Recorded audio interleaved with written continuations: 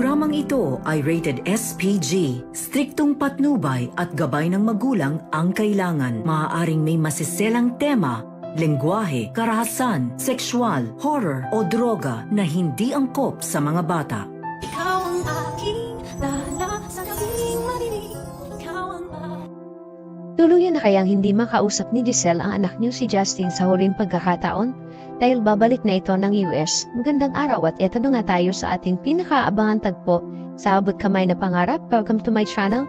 Please don't forget to like, comment, and click the bell button para lagi kayong updated sa aking mga videos.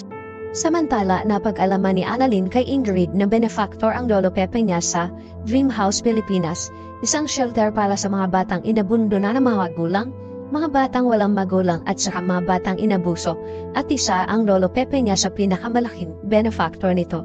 Inabot ni Ingrid ang isang card na gawa mula sa mga bata.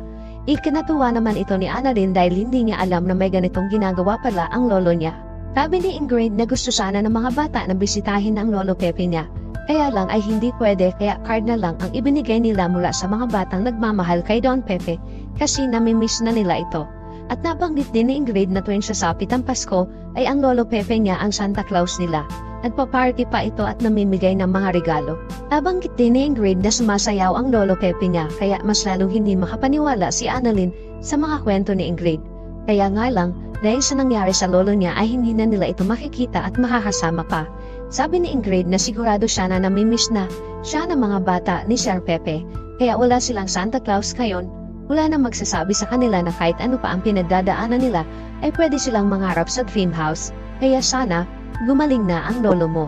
Pinagdadasal siya ng mga bata. Napaiyak naman si Annalyn sa sinabi ni Ingrid at tinanong niya ito kung gusto niya makita ang lolo niya.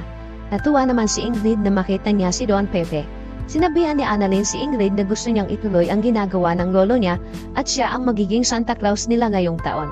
Ikinatuwa naman ni Ingrid ang sinabi ni Annalyn at nagpasalamat siya dahil matutuwa ang mga bata. Sinamahan siya ni Annalyn at maya-maya ay nagpaalam na din ito. Maya-maya ay nasa lubong naman ni Annalyn si Justin sa hallway at tinanong niya ito kung ano ang ginagawa niya dito. Sabi ni Justin na dadalawin sana niya ang kanyang lolo. Naitanong ni Justin na wala naman siguro dyan si. Sabi ni Annalyn, wala dito si Tita Giselle. Pinakausapan ni Annalyn si Justin kung pwede niya itong makausap. Pero tumanggi ito dahil ayaw niyang pag-usapan si Giselle. Sabi ni Annalyn na hindi ito tungkol kay Tita Giselle niya. Nabanggit ni Annalyn kay Justin na may tinutulungan ang lolo niya na shelter tuwing Pasko at namimigay siya ng regalo. At hindi niya magagawa ito ngayong taon kaya siya na lang ang papatuloy ng ginagawa niya. Tinanong ni Annalyn si Justin kung gusto niyang tumulong. Sabi naman ni Justin na bakit hindi ka kay Zoe magpatulong. Sabi naman ni Annalyn na nasa bakasyon si Zoe kasama ang mami niya. Kaya pinakiusapan ni Annalyn si Justin para na lang sa lolo nila. Pero tinanggihan ito ni Justin at sinabihan niya si Annalyn na sorry Doc Annalyn, hindi kita matutulungan. At umalis na si Justin, naiwan naman si Annalyn na malungkot dahil sa pagtanggi nito sa kanya. Samantala, inabot na ng gabi si Annalyn sa Apex at kausap niya ang Tita Giselle niya at Tatay Robert niya. Ipinag-alala ni Giselle ang araw-araw na pagbabantay ni Annalyn sa lolo Pepe niya. Sabi ni Annalyn na tita okay lang naman po yun. Pumunta naman talaga ako sa hospital dahil kailangan kong makausap si Doc Eula tungkol dun sa children's party na inaayos ko. Ikinagulat naman ito ng Tatay Robert niya. Kaya nabanggit na ni Annalyn sa kanila na may bisita siya kanina na isang head ng shelter para sa mga bata. Tapos naikwento sa kanya na kada Pasko ay nag-a-arrange ng party ang lolo Pepe niya para sa mga bata. Nagulat din si Giselle sa sinabi ni Annalyn dahil hindi niya din ito alam na ginagawa pala ito ng papa niya. At tinanong niya si Ubeng kung may alam siya dito. Ganon din si Robert, wala din siyang alam. Sabi ni Giselle na ang papa nila ay madaming hindi sinasabi sa kanila. Kaya naisipan na din ni Giselle na tulungan si Annalyn kung saan gaganapin ang party. Natuwa si Annalyn kaya pinag-usapan na nila ang venue at bahala na ang Tita Giselle niya. Dahil kailangan ng Tita Giselle niya ang distraction na ito para hindi niya isipin ang anak niya. Dahil hindi niya na alam kung saan niya hahagilapin ang anak niya. Mahirap hanapin ang isang taong ayaw magpakita, kaysa ibaon ko ang sarili ko sa kalungkutan, edi gagawa na lang ako ng kabutihan. Nangako naman si Robert kay Giselle na ate wag kang mag-alala, gagawa ko ng paraan para makausap ko si Justin. At nagpasalamat naman si Giselle kay Ubeng. Kaya tinanong na ni Giselle si Annalyn na planuhin na nila ang party at kung ano pa ang kulang. Masayang pinag-uusapan ni Annalyn at Giselle ang gagawin nila at nagpaalam na sila kay Robert. Sa kabilang banda naman ay nagkita-kita ang magkakaibigan dahil may magandang ibabalita si Nurse Karen at Nurse Ivan sa kanila. Tuwan-tuwa ang dalawa dahil babalik na sila ng Apex at pinababalik na sila ni Ma'am Giselle. Ikinatuwa naman ito ng lahat dahil muli silang magkakasama sa trabaho. Nagbiro si Doc Luke kay Annalyn at sinabing, "Paano ba yan, Annalyn? Babalik na sila ng Apex. Ikaw ba, may plano ka din bumalik dito?" Narinig naman ito ni Doc Rindon at sinabi na hindi pwede. Na ikinagulat ng lahat ang sinabi ni Doc Rindon. Sabay sabi ni Doc Rindon na hindi pwede dahil may mga pasyente pa siya sa East Ridge at kailangan nila si Doc Annalyn. At napatingin ito kay Annalyn. Habang ang mga kasama nila ay napatingin kay Doc Rindon at biniro siya na parang ikaw, Doc, ang ayaw umalis si Annalyn sa East Ridge. At nagtawanan sila. Sabi naman ni Annalyn na hindi pwede dahil hindi ko pwedeng iwan si nanay at yung mga pasyente ko sa East Ridge. Samantala, sinubukang kausapin ni Robert si Justin para sana mapagbigyan naman lang ang ate Giselle niya na kausapin siya kahit man lang isang beses. Pero nagmamatigas pa din si Justin kay Giselle at wala siyang balak kausapin ng kanyang ina. At sinabi ni Justin na babalik na sila ng US, kaya bigo si Robert na pakiusapan si Justin. Agad na pinuntahan ni Robert si Giselle para sabihin na pabalik na ng US ang anak niya.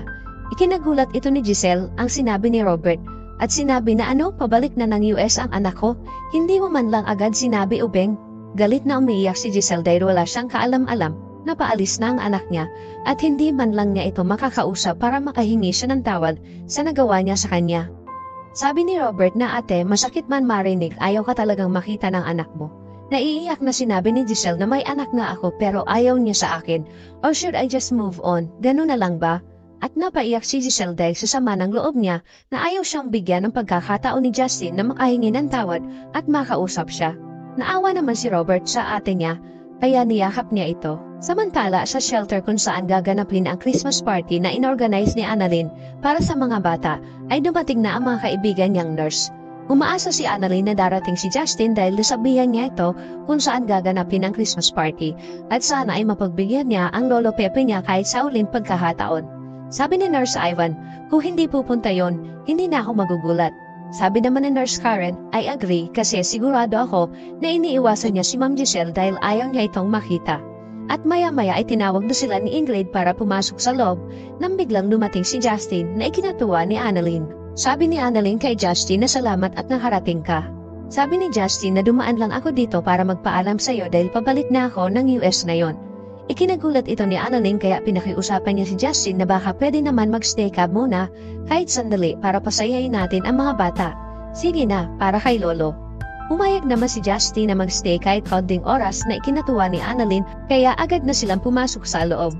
Maya-maya ay tumunog ang telepono ni Annalyn at nakita niya na tumatawag ang tita Giselle niya kaya pinauna niya na si Justin na pumasok. Agad naman sinagot ni Annalyn ang tawag ng tita Giselle niya. Umiiyak na sinabi ni Giselle kay Annalyn na hindi ko man lang makikita ang anak ko bago siya umalis. Sabi niya Annalyn, hindi po tita, may chance pa po kayo. Kasama ko po siya ngayon. Nandito po kami sa venue. Nabuhayan naman ang loob si Giselle at sinabi ni Annalyn na kasama niya si Justin at may pagkakataon siya na makausap ito bago bumalik ng US. Kaya agad sinabi ni Giselle kay Annalyn na sige, pupunta ako dyan ngayon at dali-dali siyang umalis, kasunod si Robert at umaasa na mabibigyan pa siya ng pagkakataon na kausapin ang anak niya. Mapagbibigyan pa kaya si Giselle na kausapin ni Justin o babalik si Justin ng US na hindi man lang napagbigyan ang pakiusap ni Giselle? Yan ang ating pakaabangan dito lang sa Abot Kamay na Pangarap. Huwag bibitiw at huwag kalimutan mag-subscribe. Maraming salamat po and God bless.